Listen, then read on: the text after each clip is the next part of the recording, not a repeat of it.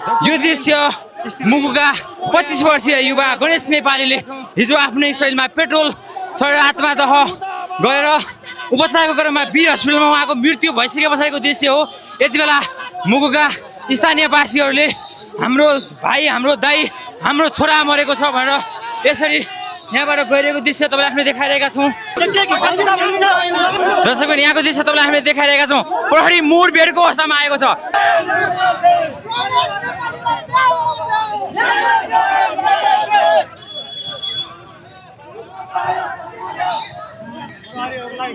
दर्शकबिन हेर्न सक्नुहुन्छ यति बेला केही युवाहरू महानगर घेराउ गर्न निस्किरहेका छन् भने यति बेला प्रहरीले निकै रोक्ने प्रयास गरिरहेको छ।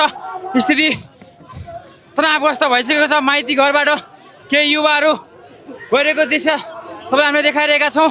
हेर्न सक्नुहुन्छ यहाँको स्थिति। यति बेला प्रहरीले हेर्न सक्नुहुन्छ यो भिड महानगरतिर गइरहेको छ भने यहाँ तपाईँ देख्न सक्नुहुन्छ एकदमै तनाव स्थितिपूर्ण भएको छ। प्रहरीले रोक्न खोजिरहेको छ, रोक्न सकिरहेको छैन। हेर्न सक्नुहुन्छ प्याम्पलेट सहित केही युवाहरू महानगरतिर गइरहेका छन्। महानगर घेराउ गर्ने भनेका छन् भने यो दृश्य तपाईँलाई हामीले देखाइरहेका छौँ। यति बेला हेर्न सक्नुहुन्छ यो दृश्य।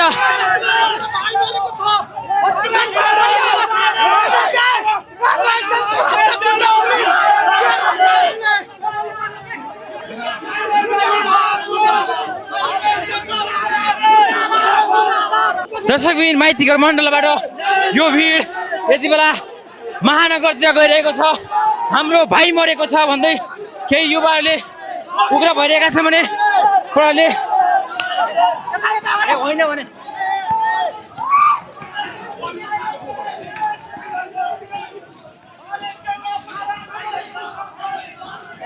हेर्न सक्नुहुन्छ यो दृश्य।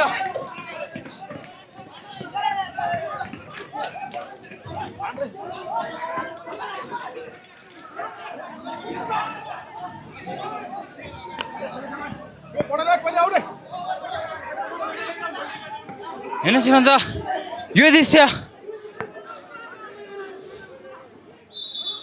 जिल्ला प्रहरी परिषद काठमाडौँ अगाडि पुगेको छ। यो दृश्य यहाँ देख्न सक्नुहुन्छ। नेपाल प्रहरीले रोक्न खोजिरहेको छ, यद्यपि नेपाल प्रहरीले सकिरहेको स्थिति छैन। तपाईँ हामीले यहाँ देखाइरहेका छौँ यो दृश्य।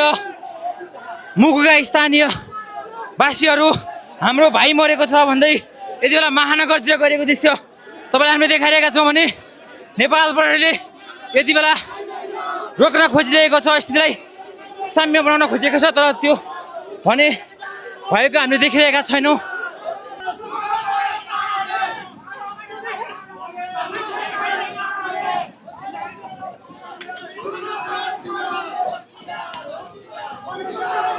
दर्शकबिन यो दृश्य मुगुका 25 वर्षीय युवा गणेश नेपालीले हिजो आफ्नै शरीरमा पेट्रोल छरेर आत्मदाह गरेर उपचारको क्रममा वीर हस्पिटलमा उहाँको मृत्यु भइसके पछाडिको दृश्य हो। यति बेला मुगुका स्थानीयवासीहरूले हाम्रो भाइ, हाम्रो दाइ, हाम्रो छोरा मरेको छ भनेर यसरी यहाँबाट गइरहेको दृश्य तपाईँलाई हामीले देखाइरहेका छौँ।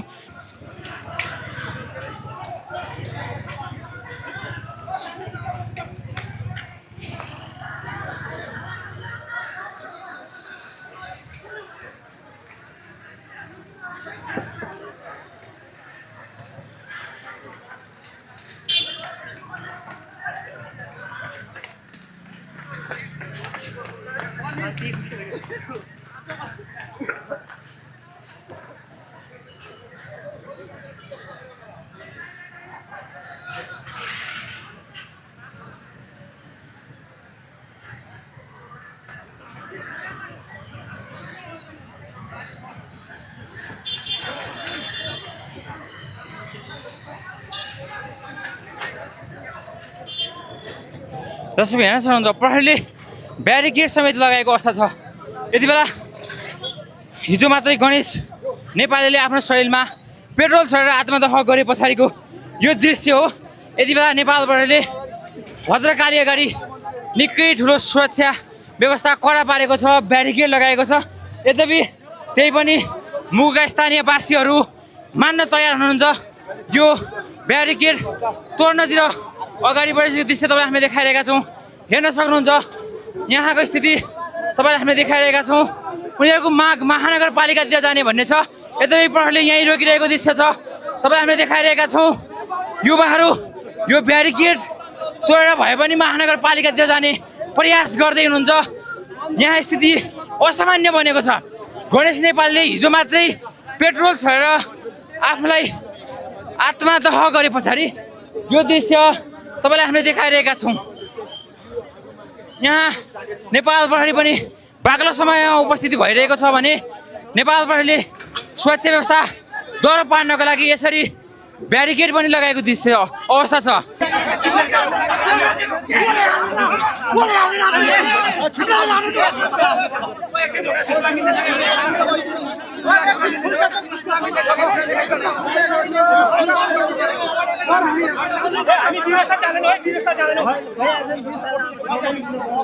जानी जानी मारेको घटना हो, जो एउटा आफ्नो परिवार पाल्नका लागि मुगु जस्तो दुर्गम ठाउँबाट यहाँ आएर पठाउ राइडर गरेर परिवार पाल्ने मान्छे, त्यहाँनिर कुनै मान्छेको ज्यानभन्दा जीवनभन्दा राज्यका नीति नियमहरू ठुला हुँदैनन्। राज्यको नीति नियम पनि मलाई लाग्छ मानवताको संरक्षणका लागि प्रवर्धनका लागि हुनुपर्ने हो। त्यहाँ जानी जानी मारिएको छ। ड्युटीमा खटिएका केही पोसाकधारीहरू देखिन्छन् हामीले यो भिडियो फुटेज हेर्दाखेरि। महानगरका प्रहरीहरू देखिन्छन्। उसले आगो छर्किएको छ, त्यहाँ उसलाई बचाउन जाने ठाउँमा उनीहरू मोटरसाइकल चाहिँ गाडीमा हाल्न व्यस्त छन्। प्रहरीहरू पनि आफ्नै धुनमा छन्। उसलाई त्यहाँ तत्काल उद्धार गर्न कोही गएको छैन।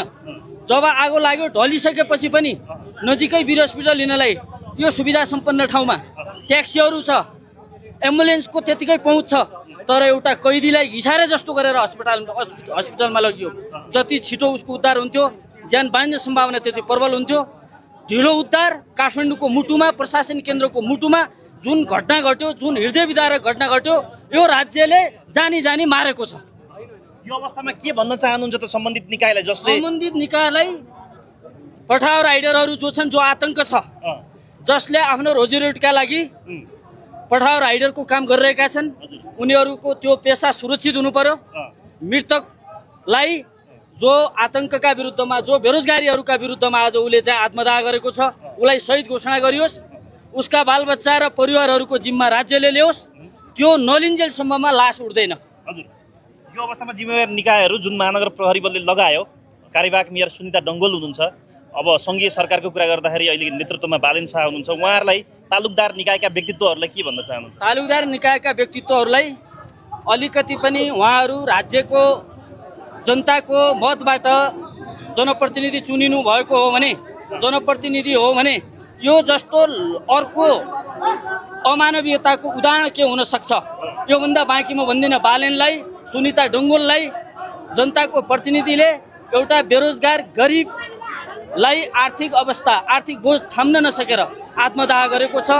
यो उदाहरण योभन्दा अर्को के हुन? संशोधन गर्नु पर्यो, जनता अनुकूल बनाउनु पर्यो एकदमै। आर्थिक हैसियतभन्दा बढी सजाय हुनै सक्दैन। दर्शक यहाँको दृश्य तपाईँलाई हामी देखाइरहेका छौँ। यति बेला नेपाल प्रहरीसँग युवाहरू केही नोकझोक गरिरहेको दृश्य तपाईँलाई हामी देखाइरहेका छौँ। हेर्न सक्नुहुन्छ यति बेला गणेश नेपालले जो हिजो महानगर ट्राफिक प्रहरीसँग अलिकति डिस्कस हुँदा चिट काट्दाखेरि आत्मदाह गरेर आफ्नो ज्यान गुमाउनु पर्यो, त्यस पछाडिको यो दृश्य हो तपाईँलाई हामीले यहाँ देखाइरहेका छौँ। यति बेला नेपाल प्रहरीसँग मुगुका स्थानीयहरूको केही भनाभन भइरहेको दृश्य तपाईँलाई हामीले देखाइरहेका छौँ। नेपाल प्रहरीले यहाँ रोक्न खोजिरहेको छ, यहाँ ठेल्न खोजिरहेको छ। यद्यपि स्थानीयहरू जो यहाँ आउनुभएका युवाहरू छ, उहाँहरू हामी बिरामीलाई भेट्न जान्छौँ, हामी त्यहाँ गएर एकछिन भेट्छौँ भनेर गरेको छ भने यहाँ प्रहरीले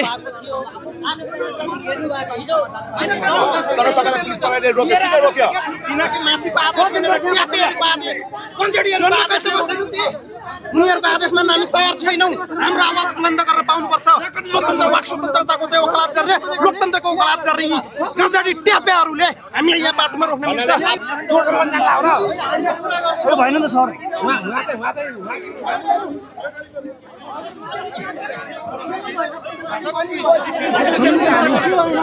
बसिराखेका छौँ नि आदेशले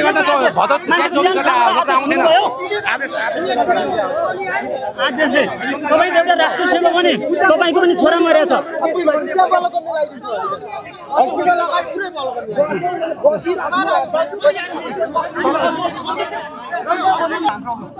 सरकारको माग के छ भने वीरस्थलभित्र बस्ने होइन त्यसमा म नै आफै हुन्छु बाहिरसम्म हामी जान्छौँ हाम्रो आफ्नो कुरा राख्छौँ हस्पिटलसँग हाम्रो कुनै गुनासो छैन हस्पिटलसँग हाम्रो के छ र त्यो भएर